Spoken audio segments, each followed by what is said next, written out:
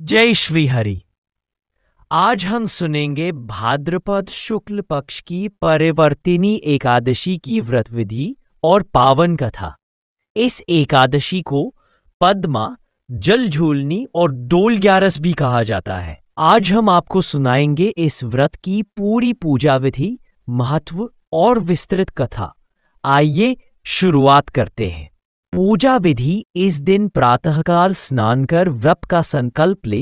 मैं आज श्रीहरि विष्णु की प्रसन्नता के लिए परिवर्तिनी एकादशी का व्रत करूंगा। घर के मंदिर को साफ कर भगवान विष्णु की प्रतिमा या चित्र को गंगा जल से स्नान कराएं। उन्हें पीले वस्त्र पहनाएं और तुलसी, चंदन, अक्षत, पुष्प, फल व दीप से पूजन करें। श्री विष्णु सहस्त्र नाम या ओम नमो भगवते वासुदेवाय मंत्र का जप करें। दिन भर व्रत रखें और रात को जागरण करें। अगले दिन द्वादशी को ब्राह्मण अथवा जरूरतमंद को दान देकर व्रत का पारण करें। इस दिन विशेष रूप से तुलसी दल अर्पित करना चाहिए, क्योंकि बिना तुलसी के विष्णु पूजा अधूरी मानी जाती है। परिवर्तिनी एकादशी की कथा: राजा युधिष्ठिर ने श्री कृष्ण से पूछा, हे माधव, भाद्रपद शुक्ल एकादशी का क्या नाम है और इसका महत्व क्या है? तब भगवान श्री कृष्ण बोले, यह परिवर्तिनी एकादशी है। इस दिन मैं क्षीर सागर में शयन करते हुए करवट बदलता हूं। इसी कारण इसका नाम परिवर्तिनी एकादशी पड़ा।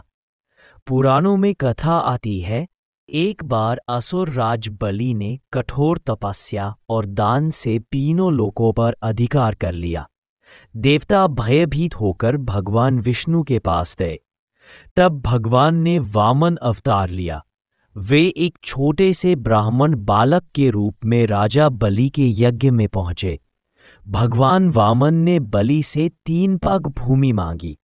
राजा बलि ने वचन दे दिया। तब वामन देव ने विराट रूप धारण किया। एक पग में धरती, दूसरे में आकाश नाप लिया और तीसरे पग के लिए स्थान न बचा। राजा बलि ने विनम्रता से अपना शीश झुका दिया और भगवान ने अपना पांव उनके सिर पर रख दिया।